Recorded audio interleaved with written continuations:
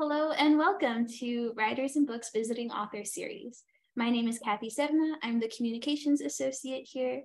For those of you who are new to us, Writers and Books is a nonprofit literary arts center in Rochester, New York. We offer readings, workshops, a bookstore, and literary programming for people of all ages and backgrounds. You can find more information at our website, wab.org.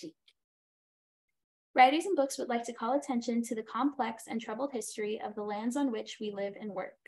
We are hosting this event from the unceded ancestral homelands of the Onondaga, or the people of the Great Hill. In English, they are known as the Seneca people, or the Keeper of the Western Door.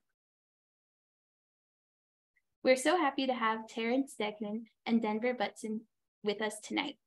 First, we'll hear them read, then they'll have a conversation about their new work, followed by a Q&A.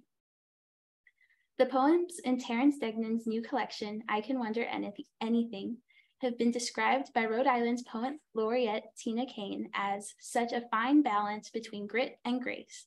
It kind of hurts. It's the good kind of hurt you should run out and read. Denver Butson's fifth collection, The Scarecrow Alibis, winner of the 2022 Vern Rutsala Poetry Prize from Cloudbank Books, has been called contemplative and often wickedly funny, and like a love letter to the blundering, persistently tender self. Degan is the author of two previous books of poetry, Still Something Rattles and The Small Plot Beside the Ventriloquists Grave, both from Soft Monkey Press. Butson frequently works with musicians and visual artists, has published his own visual work with found photos, and has done voiceovers for award-winning short films. A Brooklyn-based writer, his poems have appeared in dozens of literary journals, including Yale Review, Ontario Review, Tin House, and others. Thank you and enjoy. Thank you so much. And thank you for having me. Writers and Books.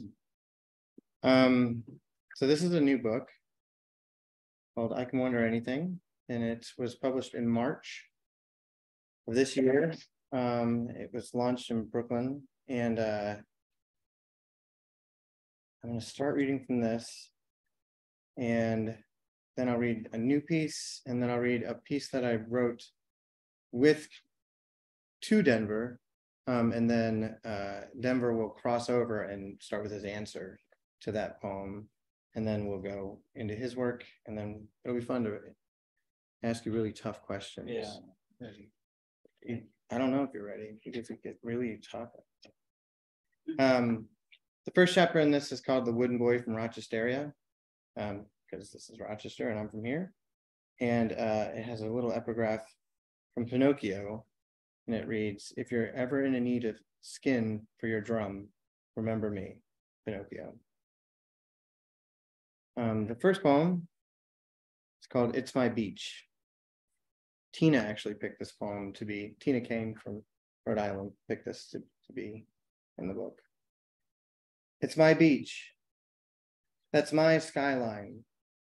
You'd have to be occupying my math to dilute the anomaly that is me. That's my breakup scene. For myriad reasons, that's my favorite bar, not to mention my specific sum of heartbreaks and broken bone memories swaying in the closet with the skeletons that make up my lore. You see that kid on a closed circuit TV kissing a girl named Hillary up against Josh's car? Go get your own Hillary and Josh. You hear that choppy jingle from an old mattress commercial in a shoddy dated mixtape? That's my mistake. That's my sum of butterflies. We're rotting in the attic of my synapses. I'm still halfway across the monkey bars, chasing my shadow in a Catholic school uniform. To be fair, I can't be 100% positive that the sundials in our memories obey modern orbits. It could be chasing me. Your Rochester isn't my hometown, even if we did share the same crib. We don't have the same combinations. You can borrow my bike all you like, but you'd have to adjust the aperture to occupy my glee. And the whole time you'd be wearing me. You can Rochester all you want, but you'd be defending a backwards flag when my bully comes through and knocks the ghost out of you. For all I know, my paper tigers could snap your bones. For all you know, your paper airplanes have kinder trajectories. Man, I've never had your arm. Oh. Thank you. I was walking in Brooklyn, and my dad had a company car, a green Oldsmobile, back when Oldsmobile existed. And I ran into a version of his car, and this poem came to me immediately. It's called Old Make of the Old Car. I know who you are. I haven't crossed you by accident, wind chimes chiming in the October dawn. Your voice as familiar as boyhood, box of wine behind less conspicuous cardboard. Your face is how I remember it. Father, brother, mom, try as I might to remove you, you Oldsmobile out. You clang with the dwindling bird song. Your stains remain. Your blushes corrugate. Weathered belt. Don't pretend I don't know you. Fish hook. Don't birthday with me. Cry in the midnight playground. Don't mess around. I know the moment I cried you. Dumb Irish jig in the kitchen. You're as bad as you are. Claws in the cushions. There's no use in choring you out. I know the threads in a blindfold. I knew the kid hidden there. Shelter creaks. There's no money piled high enough to forget you. You're still there, brother, nephew, child. That sound as yours, as mine. Is there no shade enough to clear out its shadow? Old car. You only go home to fall to pieces in breadcrumbs. Don't guardrail with me. Don't spade around. We both know who shot the moon. It wasn't you, daughter, grandkid, pop. You know which way the trouble will roll this year or 1,000 next. Don't genuflect with me. There's no need to doctor it around it. We see those teeth in the candles and cake. Don't mistake kindness for hunger, paying for paying. I know the zig of your scars, they're ours. Don't snowflake with us. Don't lawyer up. We know your Bible from ours by the tears in the pages. There's no way to apocrypha out of the same old jelly and jam. Those seeds don't hunt. Those sticks don't none.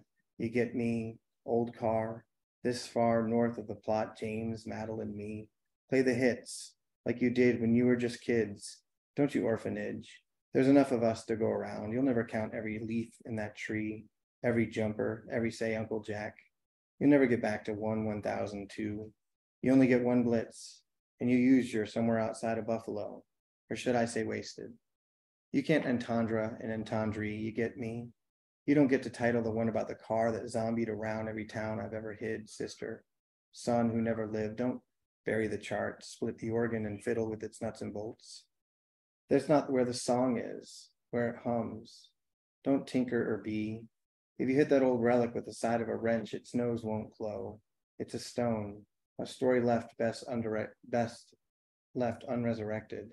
As out of place as your old man's belt, a she set of keys, a shutter that escapes when they say they have each other's eyes wrapped around 2 fingers, a breast, a pocket, a waist.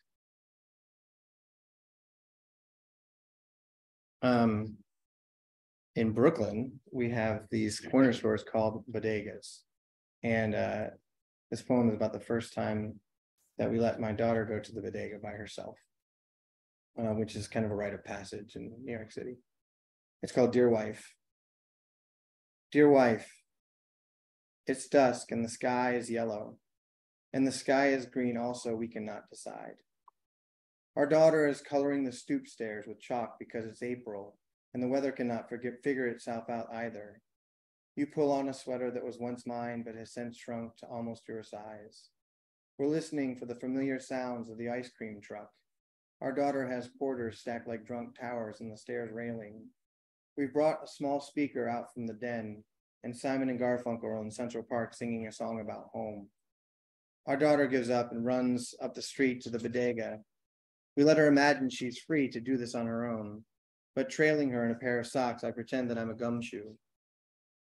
The clerk gives her small frame a boost so she can reach down to the bottom of the freezer. And once she has paid, he comes to the prop door and raises his hand to signify that he's distinguished her father, and softly waves at me from across the street. Our daughter pantomimes looking both ways, because for her, this is an important first of many firsts. I ask her if she has counted her change, which she ignores, and instead lets me in on the fact that her popsicle is multi-layered, which signifies that she has made a wise purchase. Not only does her firework cover all the regular bases, but it also entertains the senses below the surface. We get back to the stoop to continue to shoot the April breeze, and I place your feet back in my lap.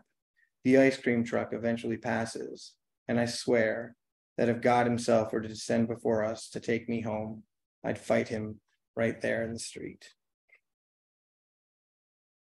I'm going to look over at you every now and then to see if where I'm getting close in time. Is that okay? Oh, I don't even know. Or somebody might. I didn't start a timer. Keep them on track. Yeah. Okay. Don't worry about it. Can't lose your. Okay. This is called I Name the Scar My Brother. I call the house we tried to topple Jericho. The cotton between the arguments I call the Holy Ghost. We modified our Saharas by the grass stains on our jeans. Every crawdad was a kraken. Every home we turned our backs on eventually became salt. My old man used to wear a serpent to hold his pants in place. Every birthday was a Pentecost. Every pencil held a pentagram. Every deep end seemed to magnify the angles of our animals, when God was just a dog ear in the epilogue, a curfew that escapes when a window breaks, a forgotten knot in a bed sheet, like scattered beads between the car seats from a broken dashboard rosary. We were told sainthood required 3 miracles, so we rode our bikes with our arms crossed like pharaohs across our concave chests. We puffed them out like roosters as we passed our annual Roman candle tests.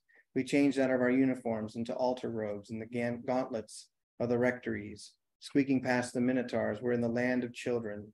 The one-eyed priest was king. I named this wound my brother, the one he couldn't shield. From the stubble hour he spent dozing beneath the fabled tree, to the year he began to shave, and the era of hauled-out Bibles, when magazines hid magazines. Every sibling has a gap in his childhood. Every sapling an emergent tooth on the timberline.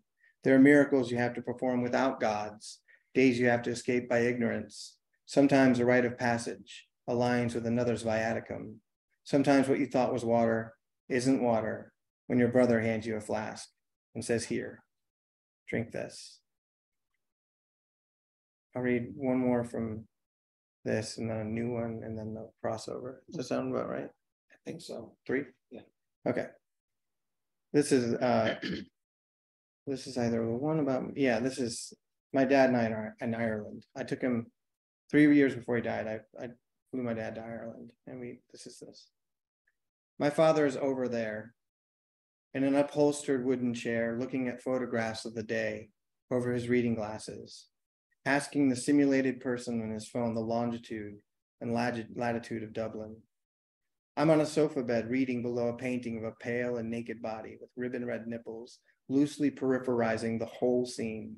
This morning, to no one in particular, he said, at the arrivals gate, I am in Ireland.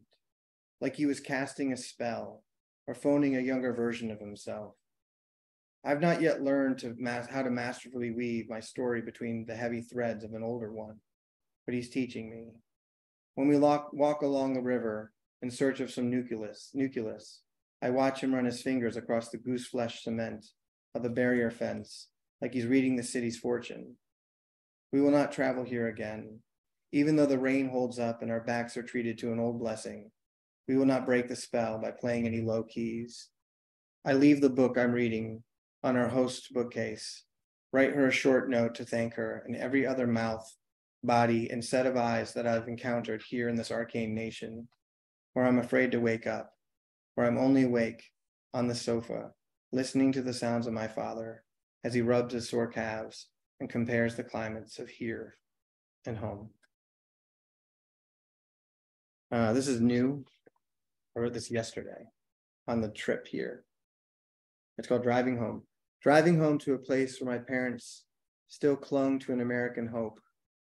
I pull the car over, write a bad haiku about the little urn my kid brother gave me to give to my aunt, so she can spread my father's ashes over their parents' graves. I don't check the canister to see if there are remnants of him inside. I call the haiku Schrodinger's dad. Laugh a bit in the cold spring air. So many of these breaks from being tethered to a body have to do with layered traditions. Your skeleton is at the bottom of a coat pile in a spare bedroom and some kin's queer home, your spirit is pacing its attic, while the elders drink whiskey and talk of the newly departed's rawest moments in the sun, or what you imagine your spirit to be. The cobbled memories clasping the left hand of intent, like that of an old church rhyme about steeples. The last time you were here, the old man was paying for dinner on the river's edge and pointing out the bridge where he and his friends would practice their jackknives. The same brother, then looking hard down the banks and squinting to see those joyful children, dares in their throats, adrenaline pooling in their reservoirs. How does anyone keep inside the time they're in when these stories take crowbars to our presence? Birds are everywhere. They are electrified by instinct, but I like to believe it's intuition. When I put my portion of Dad in the bird feed, it was an invitation to follow me to memories he couldn't be privy to otherwise. There are birds the color of prom dresses, white as lake effect. There's this one Argentinian theropod I've been birding ever since I stumbled upon its existence. Who knows if one has ever graced Rochester, which is where I'm from, where boys become swans midair and gasping for breath become boys again. He used to jump into the Genesee, one of the bridges. And this is called Dear Louisiana, and it's these missives that I wrote to Denver, and then he responded to about grief. And it's not really to Louisiana, but it just made it easier. Dear Louisiana, the most beautiful wedding I've ever attended was in Baton Rouge. I can travel to a time in my mind when we were still young men, and my closest friend went and roamed it and scarfed down a bowl of gumbo, navigating his spoon around the ham bone.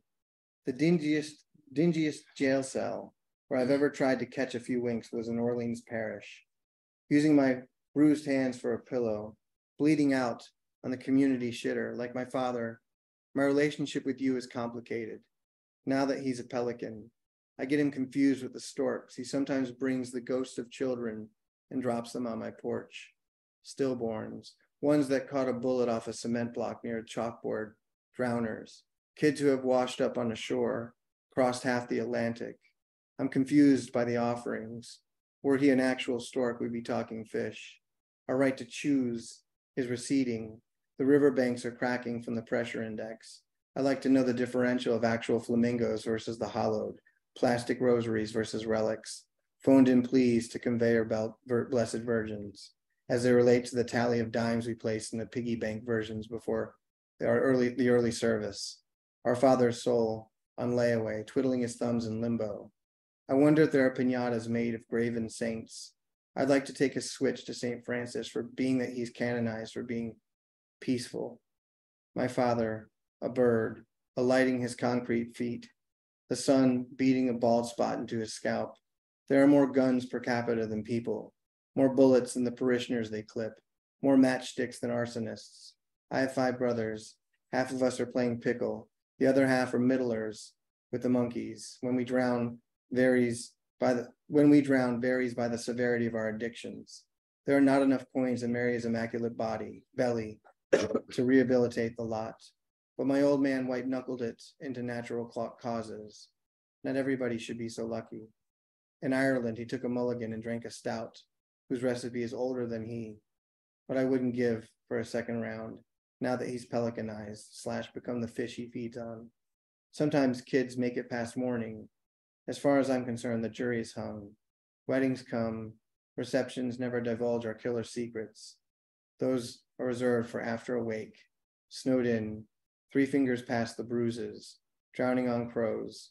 When Gabriel shows and says she's having the baby, we take bets on who's the father. And sometimes somebody puts 20 on the guy in the coffin. It's as Irish as it gets. And the orphanage is haunted and the ham bone isn't a pig. The stories aren't given to graves that shallow. They are stationed at the ready for a flood that's locked and loaded. Oh, that is intense.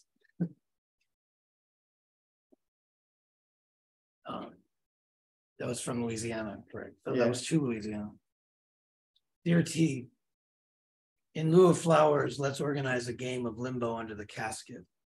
In lieu of flowers, let's make a piñata modeled after the deceased head and blindfold the mourners and give them all bats and let them swing wildly around the room.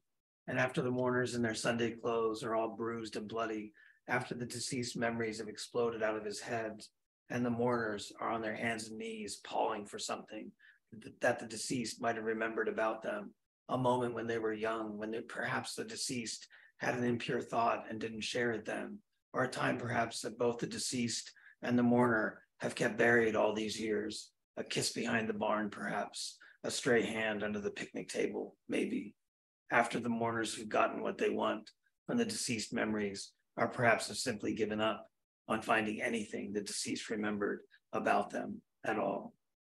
In lieu of flowers, let's deal them all in with prayer cards for one last game of strip poker. In lieu of flowers, let's prop up the deceased so he's able to see finally what he's always wished to see, but never had the guts to ask for. Mildred's once beautiful ass, Grace's still lovely belly, as the husbands hide their privates behind their cupped hands like pallbearers with nothing to bear but this. Yours, Louisiana. Also intended. Thanks, Terence. Ladies, I'm in Denver, Butson. Yeah, that was Terence Degnan. I was going to read a new poem before I get to the poems. I'm going to read an old poem before I get to the poems in my new book, and I was going to read a new poem, but this is from my previous book, which came out in 2000, my third book, which came out in 2004, called Illegible Address. And I thought just I'd bring a little Brooklyn to Rochester. So this is called Issues.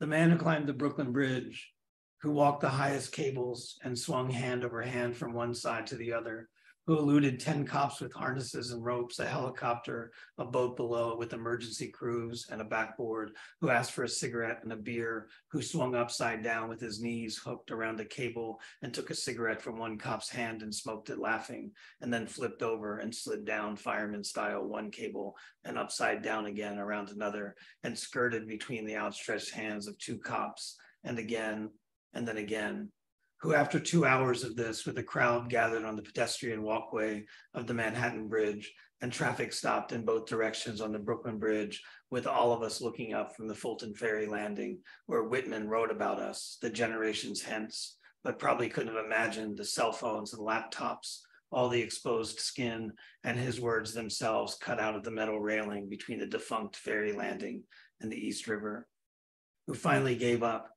over to the embrace of one big shouldered cop and hugged him hard for a long time as we started our applause from down below, was not an acrobat or a bridge worker or a thrill seeker, as many of us with our feet on the ground believed, including one gnarled hard hat who said, if he ain't one of ours, let's sign him up.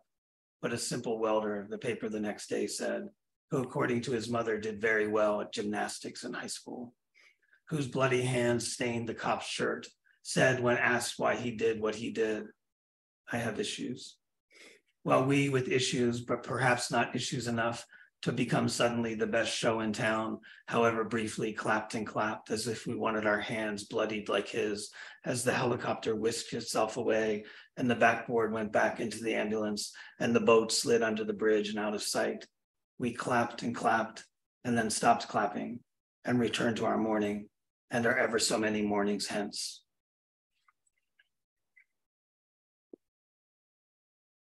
That's a true story. I mean, really, I saw that man on the Brooklyn Bridge. And then I read the article about him a few weeks later. I watched the whole thing take place. Last year in October, my book, The Scarecrow Alibis, came out. And I can give just a little bit of background. I don't like to talk too much about it, but in 2011, I was trying to, my daughter had taken over my writing studio. She was about 4 and it became her room.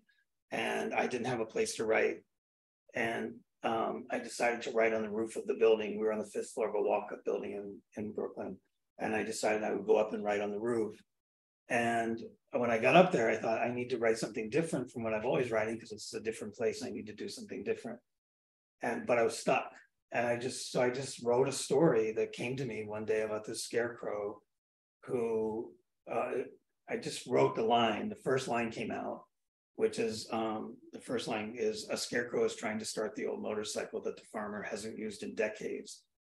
And I just wrote out this story about this scarecrow trying to start an old motorcycle to leave the farm and to get away from his life. And it went on for several pages, and I thought it was a once and done thing. But then after that, I kept going back up to the roof, and these scarecrow poems kept coming to me, and they're still coming to me, actually. So it's been 13 years, I think. 14 years. And scarecrow poems are still coming to me, but the scarecrows came out of this one thing. And I'll read the beginning of that story, because that story, or poem, or whatever it is, runs through the book. And you just get little sections of it. I'll just read the beginning of it to set the stage. A scarecrow is trying to start the old motorcycle that the farmer hasn't used in decades. It's not yet dawn, and the scarecrow has found a gas can with a little gas left in it, and is pumping air into the tires that haven't had air in them since before the farmer and his wife had kids, and now the kids have kids of their own. The scarecrow pulls some straw from out of his collar and stuffs it through the cracks in the old leather seat, and oils the parts with the oil can the farmer uses for his tractor and tools. And then the scarecrow tries again to start the motorcycle with these old stuffed pants he calls his legs, and these old stuffed shoes he calls his feet, stomping down and stomping down again on the Kickstarter in the otherwise silent barn.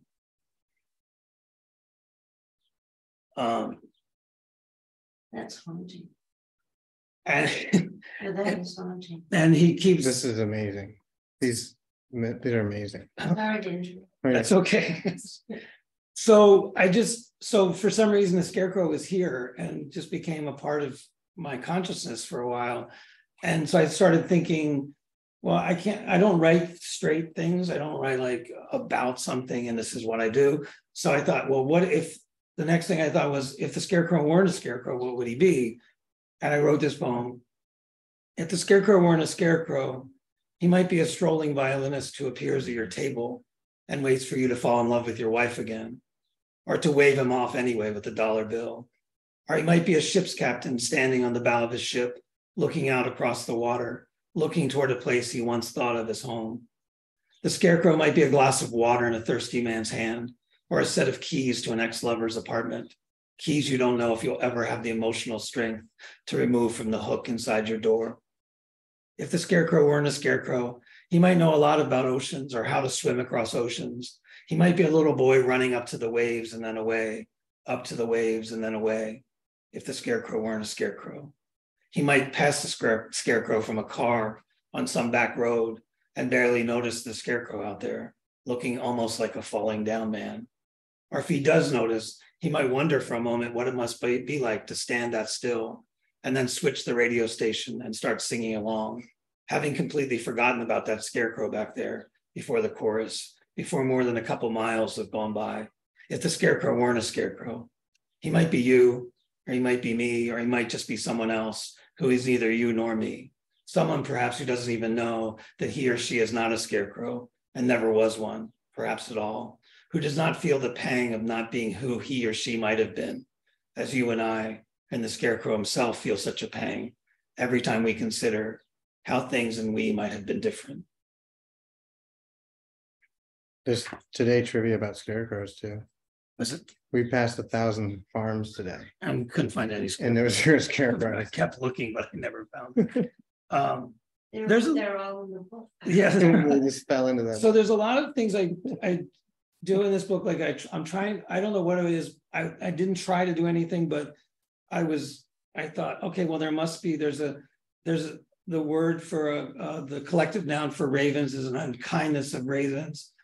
A collective noun for crows is a murder of crows, as we've all heard. So another thing that runs through this book is, while we're on the subject of an unkindness of ravens, a murder of crows, and so this runs through the book: a purgatory of scarecrows, an amnesia of scarecrows, a somnolence of scarecrows, a satchel of scarecrows, a triage of scarecrows, a scribble of scarecrows, a grieving of scarecrows, and they run through the book. This is called so something else happens in the book, and that is that the Scarecrow might or might not have a thing for the farmer's wife.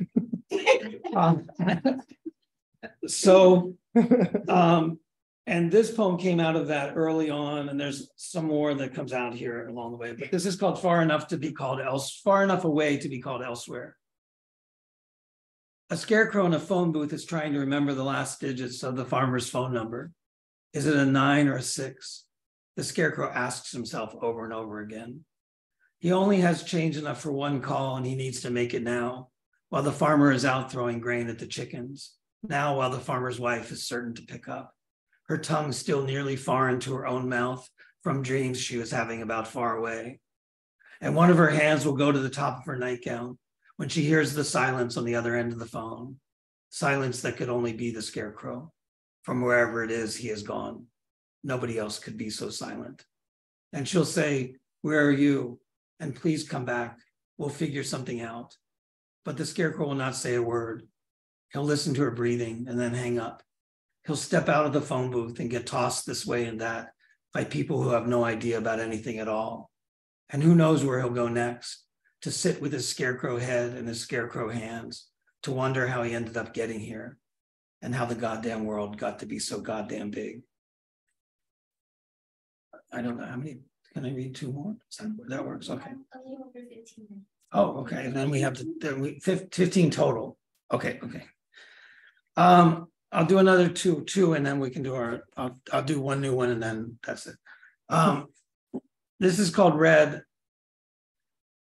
So this is still continuing the theme of the possible love affair between the scarecrow and the farmer's wife. After the dinner and the drinks, after the pie after dinner, and the coffee with and after the pie, after the after dinner drink, and then another after the laughter, after the screen door creak and slap, after the light above the sink and the wives washing and laughing, after the match flare and cigar smoke, after the red eyes of the cigars on the porch, after the shooting stars of the flicked embers of the cigars from the porch, after a low voice of a joke, and then silence, and then a roar of even more laughter, after the goodbyes and car doors, after the rainy sound of tires in the gravel lane, then the hollow of the tires across the iron bridge, after the dog pisses one last time and the dog is called in, after the barn light shutters off and then back on briefly, a puff of gnats, and then the barn light out again, after the darkened kitchen, the hall light, the bathroom light, the bedroom light, after the small squeak of the bed springs, and then the longer, deeper groan of the bed springs, after the bathroom light again, and the farmer's wife's face in the mirror, and then gone, light out, small squeak, after a short exchange of quiet voices, after all that, and just crickets again, the steady hum of the water over the dam, after no time at all, or perhaps minutes and hours, after even the stars seemed to be loud against the otherwise quiet. The scarecrow stood just where he always stood, before the after of all that, unable to recall much of anything at all, and wondering if he just imagined how red the farmer's wife's lips were, how flushed her cheeks, after the glasses kissed, after she drank and blushed and drank again. I'll just do one new one. I'll just save the rest of the scarecrow for later. Do one new one. This is called Counting. This is a new, maybe 3 weeks old. I don't know, 3 weeks old.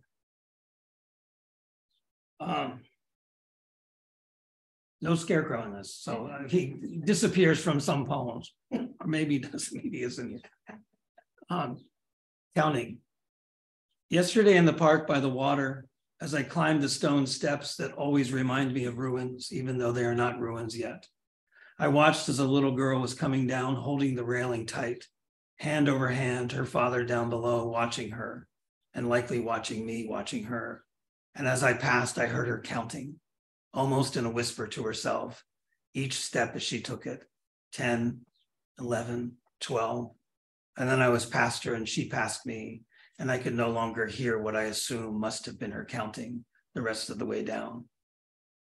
This morning, as I was grinding beans for my morning coffee, 90 turns with my right hand, 180 with my left, 90 again with my right, I thought of that little girl and all the things we count to ourselves, turns of a grinder, seconds to keep from losing our tempers, steps throughout our days. How many more of these days until we no longer work where we work?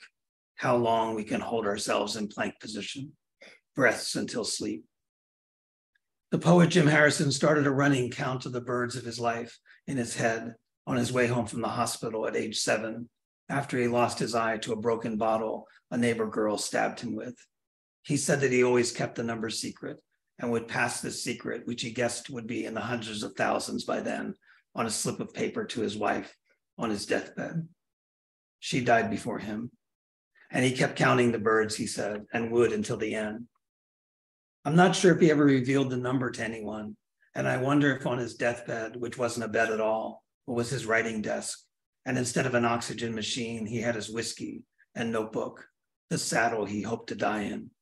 I wonder if he heard a bird, a great horned owl maybe, its ears as asymmetrical as his eyes, and added it to his tally in a whisper before dropping. I'm on my second cup of coffee now. That little girl is somewhere likely waking up in her Brooklyn apartment. I wonder what she will start counting first today. Maybe she will try to figure out how many days she has been alive, or maybe how many steps from her bed to the bathroom door. Or maybe there's a mockingbird outside her window now, one she's been hearing for several days. She likely knows how many songs he knew yesterday. Maybe she has already started counting this morning his tunes, and will once more when the mockingbird starts up again after 26 seconds of silence, to confirm that he has added one more to his songbook. And I wonder if, but I think I already know, she will say that number quietly to herself. Thank you. Hey, Denver. Hey, Terence. Not like we haven't been in the car together You can't. forever. The only rule I have about these questions is you're not allowed to just say yes or no and then evade the question. I think we have 10 minutes, right? But I can say, what do you think of that? What do you think the answer? Have you ever thought about if you actually met the Scarecrow? And if you met him or them and had one day, just spend a day with it, what would that day entail? And have you ever played out the scenario? It's funny you asked me that, because I haven't, but I have a really close friend who took the photo of this book, Cedric Chatterley, who always calls me and asks me questions like, what's the Scarecrow doing right now? Or I wonder these things. Yeah, he called me once and said, he didn't say that exactly the same way, but he did ask me what I would do with the Scarecrow if I could spend some time with him. And he imagined that we would drive somewhere in a car with the windows down and sing songs out loud. I don't know. You would sing, and Scarecrow would hope that he was singing along. Yeah, because I don't know.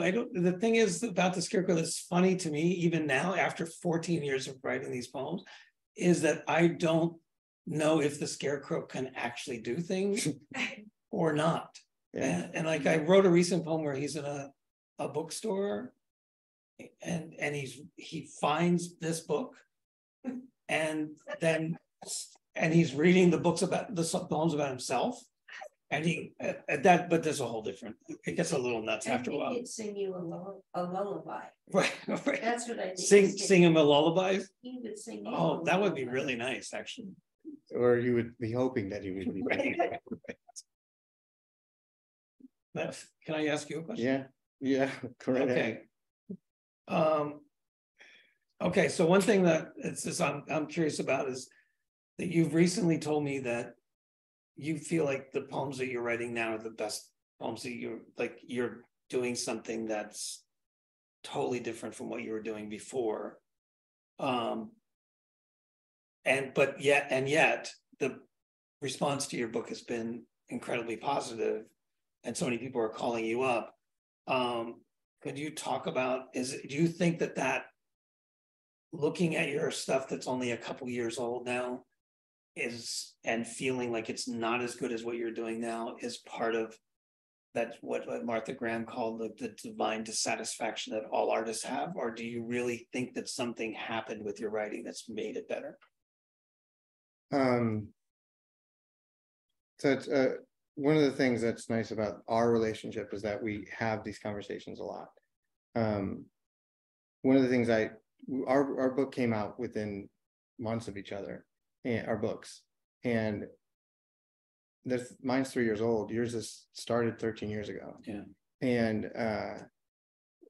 the first question I had, and I really meant this, I wasn't trying to put on airs or anything, was, why are we still doing this? What's the point? And there's a guy, well, I think about one of the Scarecrow poems that you wrote, and Denver asked me to read his launch, and the thing that stuck out to me was the poem about the Scarecrow standing still. And he's trying to accomplish something. He's doing a rain dance. But his rain dance is standing still. That's how he does it. Right. Because that's what the Scarecrow does. And because he stands still for so long. Sorry. He stands still for so long, and then it rains. And he thinks that it must be because he stood still. And without knowing why I wanted to read this poem, I was diagnosed with Parkinson's in November. And so it's obvious why now that would stand out to me, because I was jealous of the Scarecrow. And usually you would flip that, and you would feel very constrained by that. And so one of the things that our book with Dear Denver I felt was more successful was that I was actually thinking about grievers when I was writing it. And that was an answer. And then there was a guy the other day that came up to me and he said, that poem that you wrote about your dad, that happened with me. And he wanted to talk about the poem, and then the whole conversation became about him and his dad. And I've realized as of late, I'm 45, that my purpose for writing poetry is so that it reaches into the person that's experiencing it, which is a dangerous thing to do, because we're taught, I was Jim Daniels and Terence Hayes's student, and sometimes you're taught not to think about your audience because it can fuck things up. But lately, because poetry is kind of a lonely endeavor, I've been thinking, if there's somebody that can come and talk about his dad and his boat and all the things that drew out of him, that to me is not that they're better, right, just more successful. Right. All right, your turn. Okay. I might skip around here. This one's a heavy one. So in Dear Denver, you address the violent death of your brother, and which happened 30 years ago, and it still happens. And first off, what was that like to readdress that issue after swearing to yourself that you would never write another poem about that? And then secondly, did you find any resolve, or did the mystery of grief deepen in ways that you didn't think it was going to? Wow, those are big questions. Yeah, when my brother died, he died violently of gun, but unclear whether it was ruled a suicide, but it's still a mystery in some ways. I wrote a lot about it at first, and then I decided and my first book, the third section is about that, but one of the last poems in that book this is the last poem I'll write about it, because I didn't want to. I was in graduate school, I was in graduate school when I put that book together. I didn't want that to be my thing. Like, this is the guy who writes poems about his brother who died. And I also didn't want it to be something like that precedes the work. Like the movie you're about to see is based on a true story, and then, this is so much more interesting because it's based on a true story. I didn't want people to go, oh, his brother died violently, I'm going to listen to these poems in a different way. Like, I wanted the poems to stand as on their own, stand by themselves. so even though I wrote that poem that said, this is the last poem I'm ever gonna write about it, it wasn't the last poem I ever wrote about it. Even before the Dear Denver series, there are always things that came back. But one of the things that I noticed over time with that is that the poems, like I think one of the better poems that I wrote about it before the Dear Denver stuff was where I saw my brother in a parking lot outside of like a Target or something, loading things into his car as an much older man. And I called him my dead brother, but my dead brother was loading things into You imagined him as an adult, as an older. Yeah, but even in the poem, it wasn't clear that I was imagining it. Yeah. It was like as if I actually saw him. And it was based on me actually being in a parking lot of some store and seeing somebody who looked like my brother. And I thought, oh, there, But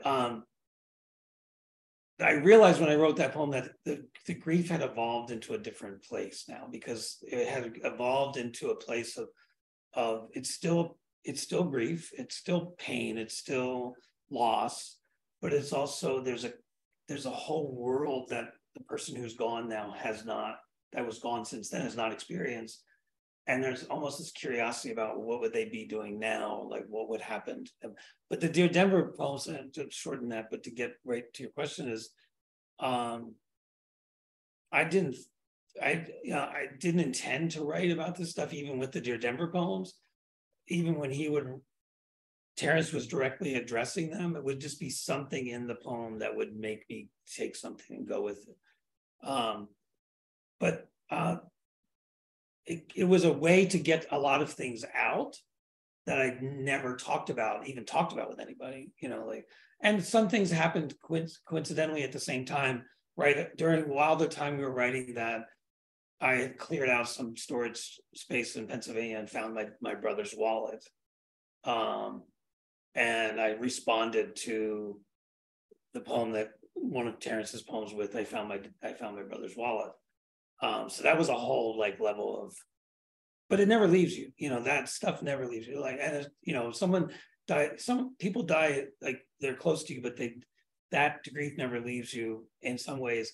But when someone dies violently or suddenly and young, it's a whole different thing. And I'm not saying it's worse or better or deeper. It's just a different animal, like a flashpoint. Yeah, and it's also there's always, you can't, if you see someone's life go in a so-called normal trajectory, when you die, you think about them as younger. When after they die, you think of them as when they were younger or whatever. You actually can have memories of them that aren't shaded by their death. But when someone dies suddenly, or every memory you have of that person, at least for me, and I've got a couple people I know who've died suddenly, every memory you have of that person is suddenly, you think of that memory, but at the same time, they're the person who died suddenly. Uh-huh. They're the person who did that thing or had that thing happen to them. So you don't ever go, oh, remember that time when, you go, remember that time when my dead brother did this thing? Anyway, I'm sorry. It was a long answer. No, you're good. We're at time, but do we have time for one more question? Or no? Start so we can go. Okay. Okay, so this following up on that, and you've already talked about the fact that you diagnosed recently with Parkinson's. We've talked about this, and you told me it would be okay to talk about this publicly. So, ironically, not right now. Well, your recent diagnosis is obviously a major life-altering and ongoing event. It's not a once and done thing, oh, well, someday I'm going to get over this. At least right now, that's how it looks. One thing you told me about is it made your writing more urgent, it made it more necessary. I didn't think it wasn't necessary or urgent before, but can you talk about how the diagnosis has impacted your writing and how it's made the act of writing more urgent or necessary? It's two parts. So I'll ask you one last question. You can get the last question. Okay. We don't want to end on a downer. Okay. First off, on a bad day, and Denver and I also work together, so we're like really all around each other a lot. But on a bad day, it's hard to write in general. And so if I'm writing and you know, the tremors are overwhelming, then, and I feel like it's not happening, there's severity to that, because the struggle to write is actually, so it's a physical thing. Right. And so there's an urgency to make sure that I make it count for that didn't exist prior to last November. I mean, and I had tremors and there's other things too, like there's a short-term memory loss, and there's, so as I'm writing, and you know this too, if I get to a word that I just cannot remember, and it's an obvious word, it could be Corvette or whatever, and I don't know what it is, then instead of sitting on that word and saying, I'll find it, I have to tell myself, my new rule is it has to be a better word. It has to be a better image. I have to overcome this part of this, because I can't let it sift it in with the sand. And but then the second part is that we've talked about this as well. Like, you know, I'm not a really big Robert Frost fan, but like that parting of life, that split that happens, and it happens 100 times, the death of your brother,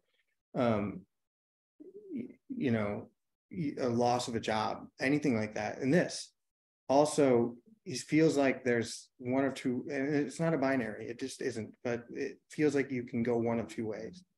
And to me, in this instance, even with writing, but in life, I was not willing to let it drag me down. I have a 12-year-old daughter, I'm married, and I'm writing that I've loved my whole life. And so I just wanted it to make it so that writing had more impetus, that there was something that when something was happening, that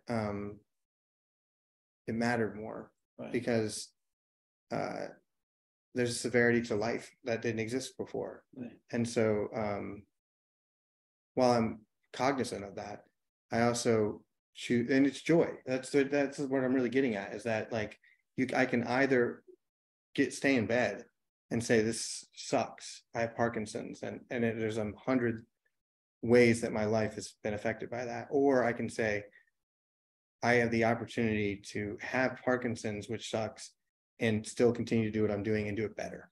Right. And that's the route that I think I've taken. And it feels that way. And you've actually said that to some degree, that like, it feels like there's a different tone. Yeah. All right. Last question. Okay. I have two, but I'll just choose one of them. And it's not going to be for aspiring writers. So this interests me, but you've dabbled in like an esoteric or encyclopedias of sorts, or histories, or guidebooks for knife throwers, and then you've dabbled in traditional forms like guzzles, and you still write both of those things. You still are fascinated with things that are really out there, like a guidebook to knife throwers, which is what he's working on now, and then these guzzles that you continue to write too. And how does your brain occupy multiple spaces like that? Is it just out of curiosity, or do you feel like you still have to maintain some sort of normalcy, which poets aren't normal, but like touchstones, right, of things that you've done in the past, yeah. And also these extremely out there is one way of saying it, like a guidebook to knife throwers. That's really, I mean, it's an interesting question. I really do think that there's something, I don't really see them as that different, honestly. Yeah, I get it. But I also, the guzzles I started writing because I was teaching and I assigned my students an assignment to write a ghazal, and I realized that I'd never written one myself, so I better do it. And then I did it, and I was like, this is really beautiful. This is really something else. And then I've probably written 500 of them since then. But I steal a line from somebody else to start it, and then I use that, and then I put the concept of drowning in the third thing. So there's all kinds of limitations on it for me. The limitations are incredibly freeing. I've heard songwriters talk about this, where they would never say what they really meant if they didn't have the rhyme scheme to free them up to say it, because a big blank page with anything to do is. But now I do them almost as warm-ups. If I hear a line that I like that sounds ghazal-like, I'll just write it down and just do a ghazal as a warm-up. But my wife is an actress, and one thing that she just told me this story, reminded me of this not too long ago. They ran into this woman who was a dancer. I think she was a dancer, but she was in this Carnegie Hall, had classrooms up above it. My wife was taking an acting class there, and they would see this woman, and she was probably in her 70s or 80s, and she was always outside walking around. And they ran into her while they were in their acting class. They ran into her in a diner, and they approached her, a grocery store, a health food store, and they approached her, and she got really freaked out because she's in her own world when she's up there. She didn't know who these people were. And the one guy who touched her shoulder and said hello to her, she said, what do you want with me? And he said, well, I just wanted to tell you we're actors, and we're on the same hall as you are, and we see you all the time. And she recognized him, and she goes, at that point she was in her 80s, well into her 80s, and she goes, you know what? I've almost got it. And it was this moment, my wife and I were talking about it, and I feel like with the ghazals and with the other stuff, that I just want to keep trying. I feel like I haven't written the best ghazal I could write yet, so I want to keep doing it. But then at the same time, the knife thrower thing, the new book is, the new manuscript is this study guide to a book of unofficial history of knife throwers, which the book doesn't even exist, but there's a study guide to it. And then in the study guide, the guy writing it is getting interrupted by his wife all the time, who's coming through and saying, why are you wasting all this time working on this study guide? I don't know why I'm doing it, to tell you the truth, but I can't stop. It's just fun. I don't know why I keep writing these Scarecrow poems either. But for me, that's the fun. I mean, that's like, it's these rabbit holes that we allow ourselves to go down that can be so freeing in a lot of ways, and that's a good question. I don't have the answer to it. Yeah, I didn't think you would. That's a good question. It's a terrible answer. Yeah, thank you. Yeah. Thank you guys. Thank you.